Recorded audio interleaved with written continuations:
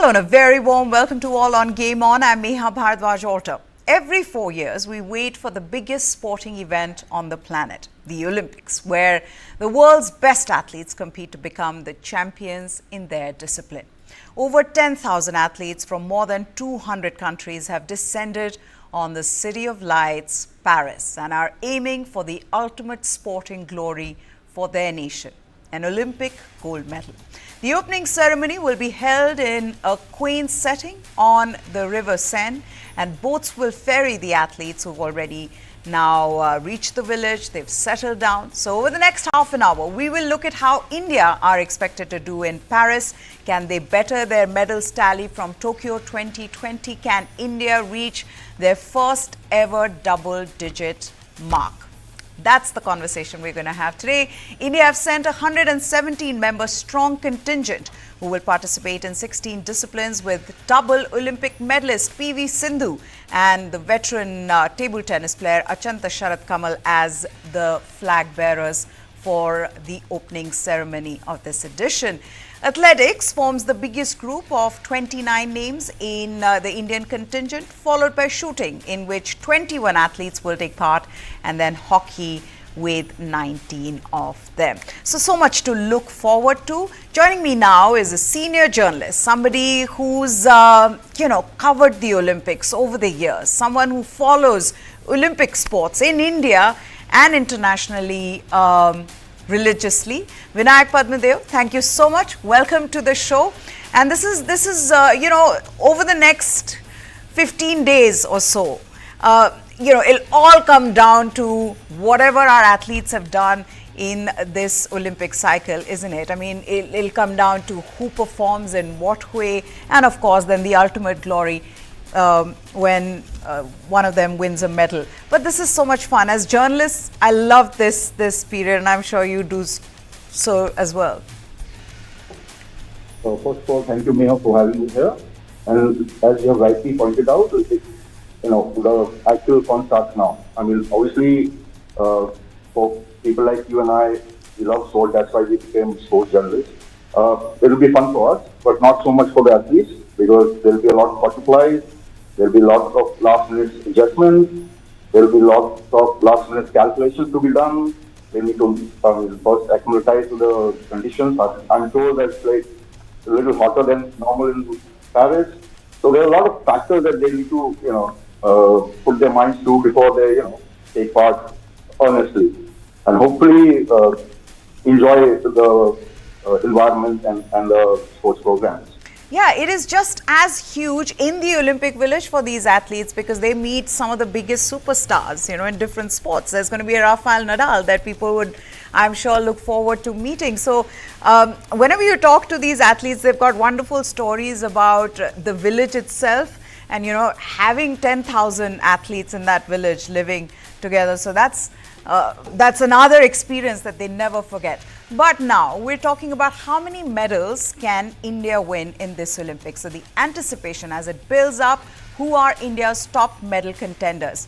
We have to begin with Neeraj Chopra, the defending men's javelin throw champion, the first Indian track and field athlete to win an Olympic gold. Neeraj will look to repeat his extraordinary feat in Paris as well. The good news is most of the world's top throwers have managed 87 to 89 meter range, which is what Neeraj Chopra excels in. He may not have gone past that 90-meter mark, but has won every big event within that range.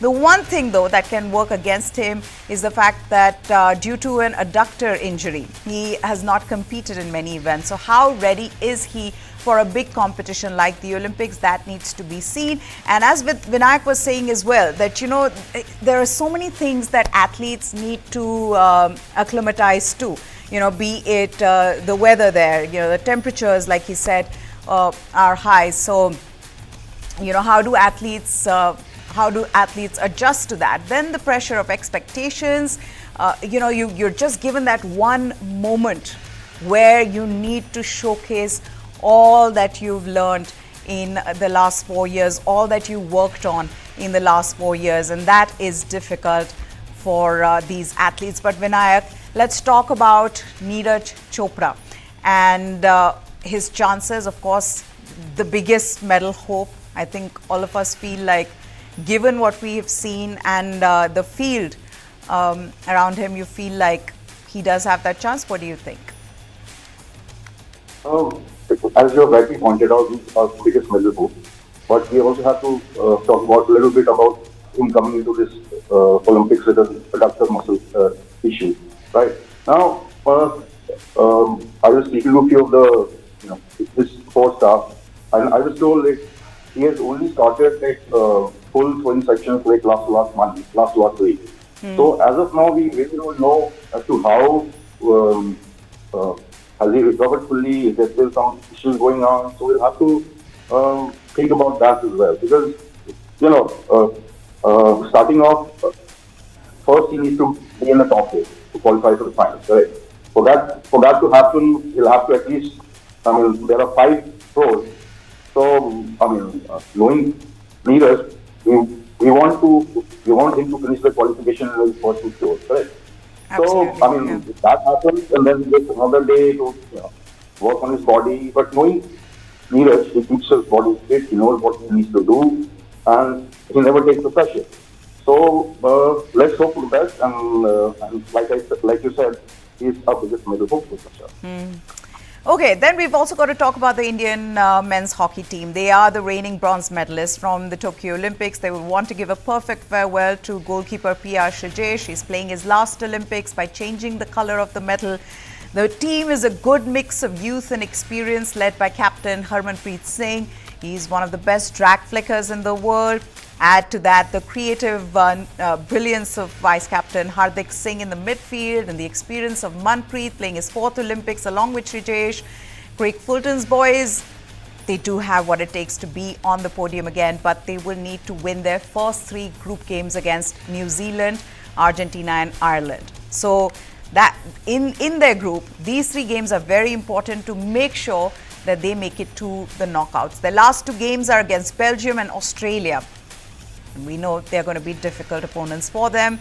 The results could go either way. And the recent form of this team is also not up to the mark. They were beaten by teams like England and Germany, but they did win against Argentina, who I said is in the same pool. So what do you think of their chances, given that now they are playing a different style of hockey under a different coach, do you see this team possibly getting onto the podium again? Maybe looking at changing the colour of the medal, Vinayak? Neha, in life and sport, as we have all experienced over the years since we've been in this profession for the last 15, 20 years. Now, you cannot rule out a medal, or you cannot say for sure that he or she or the team will win.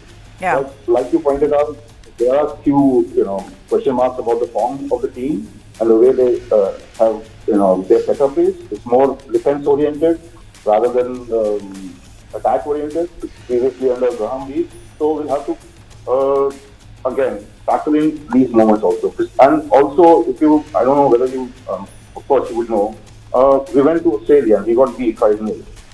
And then in the pro league, our team, on days we were very good, on days we were not there, so it was kind of a mixed bag. So we cannot say for sure that they'll be, but I'm sure a bunch of them, they want to do a great, and you pointed out CJ has already announced, Manpreet maybe also, it's in sport, he also said maybe his last. So I'm very much hopeful because, hockey is our game, and when it comes to hockey, we all fans, right? Yeah. So we like to believe and we like to hope that our team at least finishes 3rd again. Because last time it was like we had to wait for 41 years. So we don't want to, and as a fan, as a reporter, I'd rather have, I think, a bronze than anything else, right? Yeah, absolutely. Okay, now let's also talk about the 2-time world champion, Commonwealth Games champion, Asian Games bronze medalist, and India's best boxer in this Olympic cycle. Nikhat Zarin is another big medal hope for India. The boxer's beaten everyone there is in the 52 kilograms division. She is nimble on her feet, throws mean punches, would love to prove herself in her first Olympic appearance. But it will come down to how she manages the pressure of expectations, considering she is the two-time world champion and has only 2 losses since 2022. Coming out of the shadows of legendary boxer Mary Kom, this Nizamabad girl will want to lay her hands on an Olympic medal, the only one that she's not won so far. 2022 was a big year for Nikhat. She beat Tokyo Olympic silver medalist Buse Naz Chakiroglu en route to the title at the Strania Memorial, making her the first Indian boxer to win 2 medals at that event. Then came the biggest event of the calendar, the World Championships. Nikhat was so clinical in the World Championships that her scorecards at the World Championships read 5-0, 5-0, 5-0 and 5-0. Not a single judge in any of her 4 bouts awarded even a single round to her opponent. She's also been training with the Chakiroglu, and she'll know what to expect when she meets her in Paris, and she's another of India's medal hopes. What do you make of Nikhat Zarin and the fact that this is the one medal she doesn't have, and I'm sure she wants it desperately, and she's really been good in this Olympic cycle, Vinayak? She's been very good. She's been very good. But boxing is a very different sport. You know, the scoring system is very subjective. So you really don't know how it's going to play out. Like a lot of times there have been controversies. Since the last 3 Olympic cycles, and that's why IBA has been kicked out by the IOC, and there's a new body coming in. If all goes well, Nikhat will be a medalist. But like I said, boxing's biggest problem is the way it is officiated. Now I'll give you one more example. You pointed out also the World Championship game. We had 4 World Championship gold medalists in that World Championship event that was held in Delhi. Now, I was there, and at least 3 were not winners from our country. Nikhat's bout would have gone either way. She fought well, no doubt about that. She was very clinical, but it could have gone other way. So, again, I don't want to, be a hero here, but yeah. We also need to understand how the sport is officiated, and that is the biggest problem area. If the officiating goes well, I am hoping that she'll be a medalist. Absolutely, it can go either way. That's boxing. It is unpredictable. But now let's also then talk about our badminton duo. They were ranked world number 1 until last month. India's Satvik Sairaj, Ranki Reddy and Chirag Shetty, they stand as key contenders for a medal in Paris. Despite an early exit at the Tokyo Games, their performance trajectory since then has soared. In 2022, they played pivotal roles in India's Thomas Cup victory, followed by a gold at the Commonwealth Games and a bronze at the Badminton World Championships. In 2023, the duo continued their winning streak with victories at the Swiss Open, Badminton Asia Championship and Indonesian Open. In March 2024, the duo clinched the French Open title and followed it with a triumph at the Thailand Open in May. Now, they know what it's like to win in big tournaments, having medaled in a majority of them, and it's hard to stop them when they're on song. But there is one concern for them, and that could be Satvik. He has been held back by a shoulder injury. That's been troubling him for a while now, and they did make an early exit from All England and Singapore Open. They also withdrew from their title defense at the Indonesia Open. So that could turn out to be a problem, Vinayak. But what do you make of this duo? And we've seen, I mean, this... we met. I think we met in Delhi when they were playing here, and just the attacking game that they have. They are exciting to watch. When they're on song, it's difficult, and they're giant killers. On their day, they can beat the best in the world, people who are ranked above them, and they've done it in so many of these tournaments. Yes, they are electric. They are a dynamic bunch. But like you said, there are few issues with the injury. Now, injuries apart, I hope I'm there, correct? Yes. Am I audible? Yes. So, injuries apart, their form have been very good. Except for the last 2 months where, Satvik's chronic injury showed up and he had to go into injury management. The training was basically scheduled for a bit. He was off court for for some day. So we'll have to. I mean, obviously these guys are here. I mean, in Paris rather. So we hope that they can do it, and they can, and they are one of sure shot medal winners. But we'll have to see. The sport is such. I mean, as outsiders, we tend to believe that somebody is injured and it's done, the injury is over, but it never happens, right? I mean, a lot of injuries are recurring in nature. I mean, look at Mirabai. So we'll have to think. We'll have to check our expectations here. If all goes to well, they have the firepower, they have the guile in the play, and both of them are very dynamic, as we have seen over the years, in the last 2.5 years. So why not? They can do it. But as of now, we really don't know what is the situation with his injury, how fresh he is. If the injury management program that was being run has helped him to get over it, we'll have to, again, keep our expectations in check. Okay, now let's move on to shooting. We've traditionally done well in shooting, but this time, can it be Sifth Kaur Samra? She is the world record holder in the women's 50-meter rifle 3 position. She's also the reigning Asian Games champion, where she beat world champion from China on her way to a gold in that event. And she is one of the brightest medal prospects in India's shooting contingent. And she's all of 22, and she left her MBBS studies for shooting. Yes, in India, where if you crack NEET, your future is all set. But Samra has decided Sifth should continue with shooting because she was so good at it. And that too in what is the toughest discipline of range shooting. The best thing about her is her mental toughness, which is extremely important in a sport like shooting. Sifth started shooting when she was in the 8th grade after seeing a family friend's son at the World University Games. Let me tell you, 50-meter rifle 3 position is the toughest because one needs to shoot in 3 different positions. There's prone, kneeling and standing at 50 meters, with wind speeds and weather playing a big role. Sifth won the Junior World Cup in Seoul in 2022. Her big moment was the Asian Games gold last October when she finished ahead of Kyung-Yu by 7 points. Before that, she had a bronze at the World Cup in Bhopal and a quota ceiling final at the World Championships. But she is one of shooting's biggest hopes as well. And given how well she's done, she is another medal contender. Before I just go to Vinayak, let me also just take you through some of the other names. And there is Mirabai Chanu, of course, the second lifter to win a medal at the Olympics. She won a silver in Tokyo, and I remember it was the first medal India won in Tokyo. Mirabai has crossed the 200 kilogram mark 4 times in her career, and there is only one other lifter among the 12 in her division who's gone past that mark, which obviously gives her a good shot at being on the podium again. But to do that, she needs to be able to lift around 200 to 210, somewhere in between, which can be achieved if she betters herself and snatch and lifts up to 90 kgs. Can she do it? Yes, but she's had her share of injuries since last year. She's competed in just 3 events.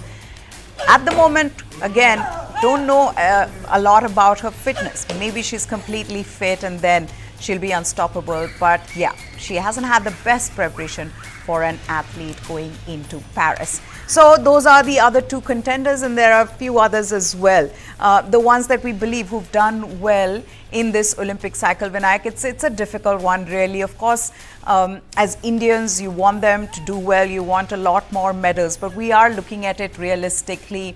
When you see the contingent, 117 member contingent, participating in 16 different disciplines. And of course, with 1.4 billion hoping that we better the tally in Tokyo, realistically, you followed Olympic sports closely. What are the chances? Is it just about the hype, or realistically, we can go better than Tokyo? Talking about hype, Neha, if you can gauge from Sports Authority of India or Sports Ministry's Twitter handles, they themselves don't want to make it big, because if you remember, last year there was the Asian Games. They came up with this hashtag "Abki Baar so. There is no such hashtag or some PR push for that we're gonna either match it or better or maybe go into doubles. And that explains how even the authorities have come to realize that it's a different ball game when it comes to the Commonwealth, Asian Games, and Olympics, because there are a lot of world-class athletes on play, right? So, I'm not going to put a number to it, but I'll be glad if we can match Tokyo's numbers. I will be very, very glad if we are able to match those numbers. And what about the double-digit hype? Everyone's been talking about it. PT Usha was asked this. She said that, our sports minister, earlier sports minister Anurag Thakur was asked about it. He said it's about double-digit hoga. And like you said, there is, you always expect and you want more, because there's no better feeling than, watching our flag go up and we hear the Indian national anthem. But that double-digit mark, is it possible at all? You already said that, even if we get to Tokyo, you'll be happy. But what will it take to get to that double-digit mark if it's not possible this time around? Coming back to PT Usha for a bit, what will PT Usha as IO president or the former sports minister Anurag Thakur say? No, we'll not get double digits. Of course, they're going to say. They want to show positivity. We are all, fans in our hearts, right? So that's what they will say. But as a sports reporter, I don't see it happening, because double digits. If you want to cross double digits, you'll have to have wins everywhere, correct? Yeah. At least 3 medals from shooting, couple of medals from wrestling, 2 from boxing. Hockey has to win again. Neeraj has to win again. Meena has to win again. And badminton. And badminton as well. Yeah. So, and because I know there are injury issues right in the team and there are form issues with our hockey team. And Neeraj take Neeraj for one of things. Now, Denning had thrown 90 meters already. Anderson Peterson is coming up. Jakub Wadley is in form. Yeah. Better is in form. So you never know what's going to happen there. So I don't think we'll cross a double digit. I'll be more than happy than anybody in this country if we do that, because that'll be the best thing. In our last time to happen. And I want it to happen, but somehow I can't see it. That's the problem. Okay, so here is the hope that over the next 2 weeks we see some brilliant performances from our Indian athletes, and if they can get to Tokyo, as Vinayak said, that's great. Of course, if we reach the double digits, then it's incredible. We'll all be celebrating that. But yes, realistically, even if they get to that Tokyo tally, that'll be great for us. Vinayak Padmadev, it's always so much fun talking to you, even when I meet you at various events and at competitions and here on this show as well. Thank you for putting this in perspective for us. Thank you once again for having me. All right, so there you have it. Double digits may not be possible at the moment, but if it does happen, we'll all celebrate. Completely out of time. Goodbye. Thanks for watching.